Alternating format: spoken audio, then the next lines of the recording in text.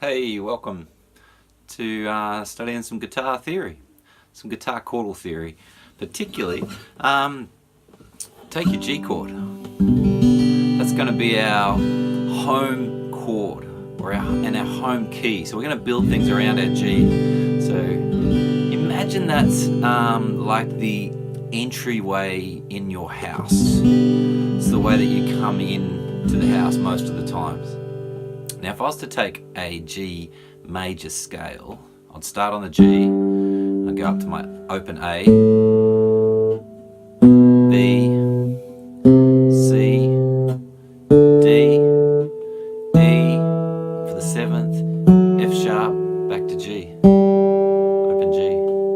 I can do that with frets in this pattern.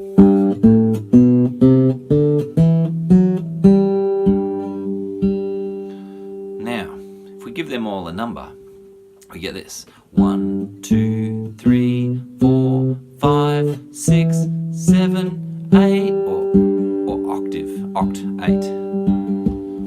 So all of Western music is constructed around these 7 notes. So it's really important to know that scale and to understand how it works. So let's come back to our home chord. Now, if I was to take our second note, we'd end up constructing a chord that leads us to an A minor. If we go to the third note, we ended up with a B minor. If we go to the fourth note, we get a C major. So that's our number 4 is C major. Number 5 is D major. Number 6 is E minor. Number 7, F sharp diminished, which we don't use very often, and back to G. Now, if that didn't make sense, don't worry, let's take it one step at a time.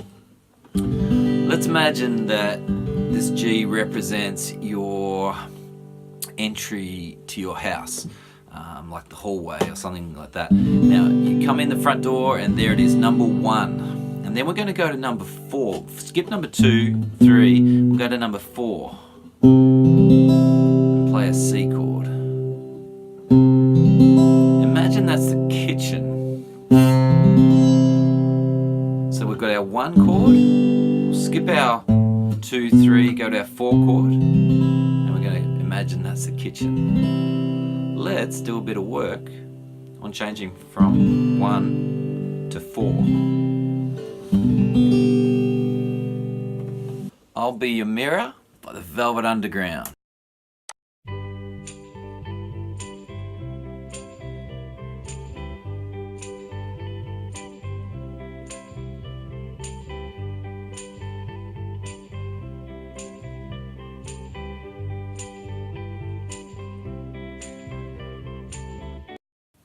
Okay, so we just got a G.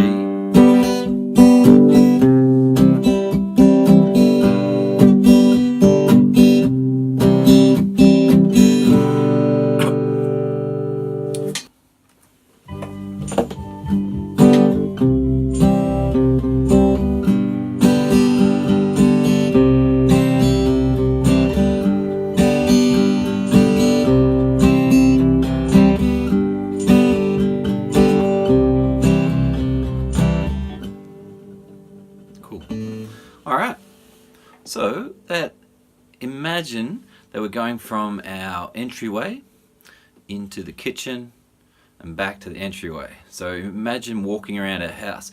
So the idea is that you understand the floor plan of your house. Now our house is going to be the key of G, and the cool thing about music is that whether you're playing in the key of G or in the key of A flat, A, B flat, whatever key, all the relationships work the same. Okay, let's do the key of A. So we're playing out home key G, and we come up 2 frets, we get to A. That's because the musical alphabet goes from A, B, C, D, F, G, and starts again at A. Cool. So if we put our capo on at the 2nd fret, we can bring our home shape up 2 frets, which makes it an A chord. Let's play along with Bob Marley.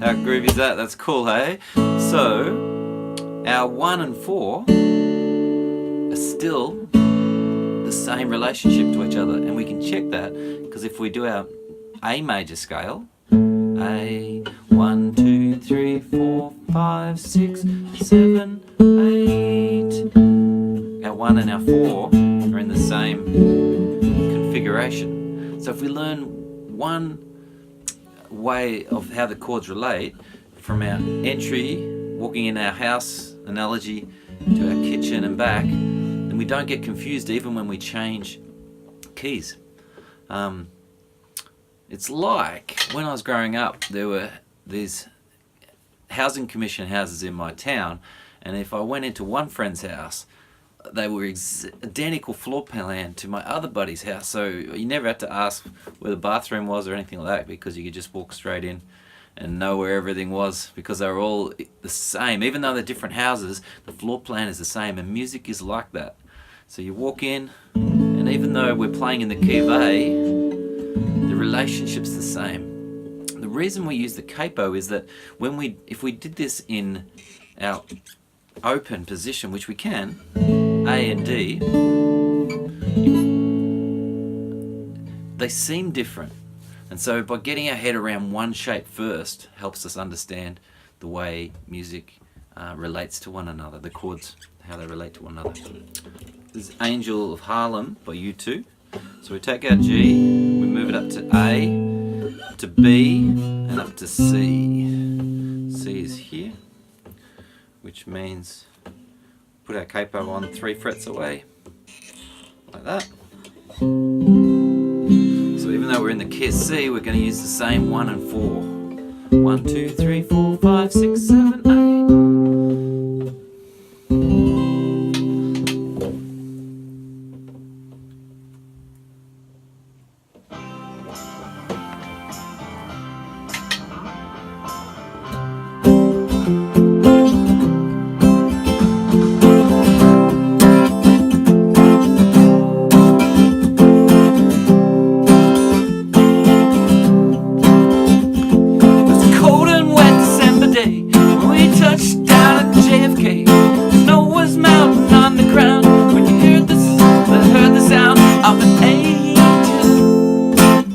Sorry, I couldn't help myself.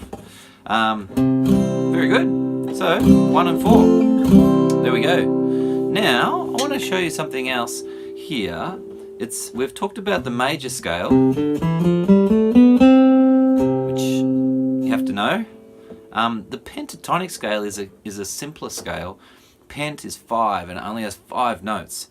And in the open position, well, we can do it in any position with the capo. We can go like this: 1, 2, 3, 4.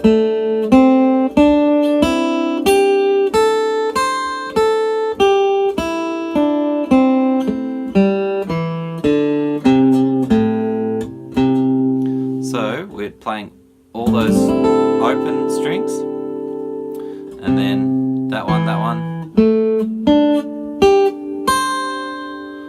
So yeah, that's the scale, the pentatonic. It's got 5 notes and then they repeat. 1, 2.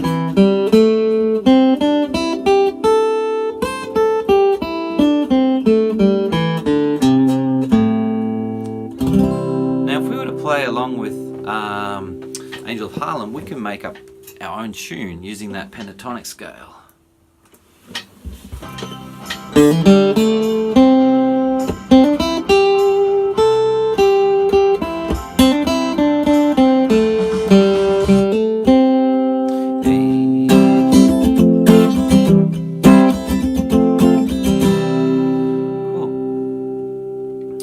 that goes for our other songs as well. We can come back to that Velvet Underground song.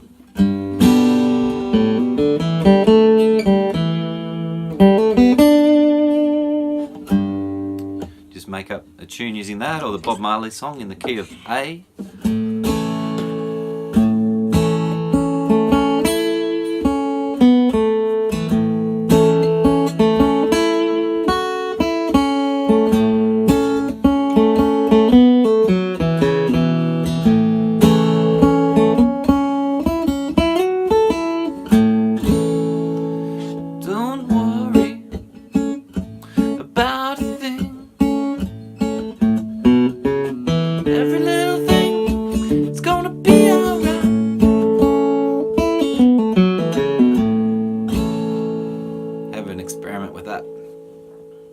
Very good. So what we've covered in this lesson, we've covered the major scale with those 7 notes, and we've covered our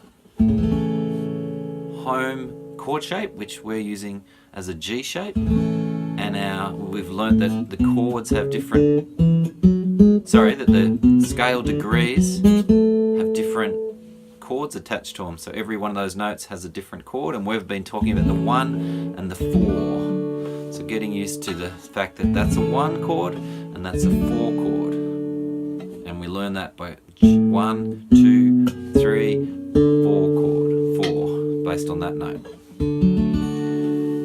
And whether we play in key of open G, key of A, or C, same. Let's do a couple of other keys while we're at it.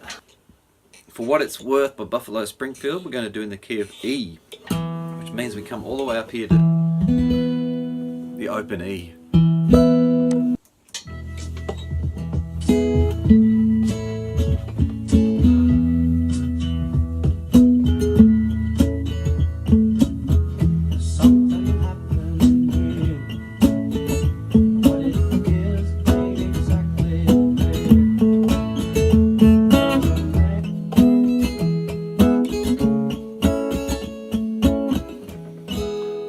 So our 1 and 4 remain the same. Come up one more fret to key of F. My house in Budapest, my hidden treasure chest, golden grand piano, my beauty focus wheel. I give it all.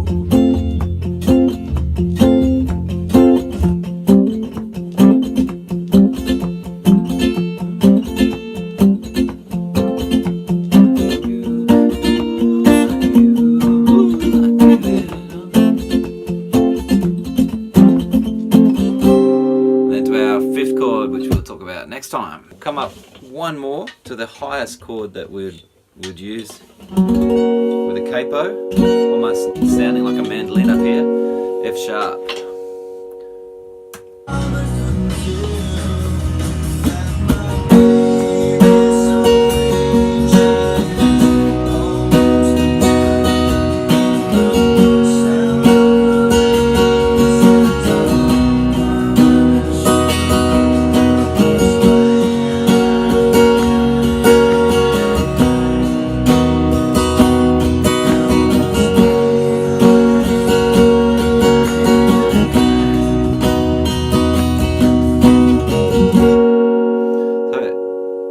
That's obviously not what the guitarist is doing in the track. What we're trying to do is understand how the chords are fitted together, and if you know your bar chords, you can obviously play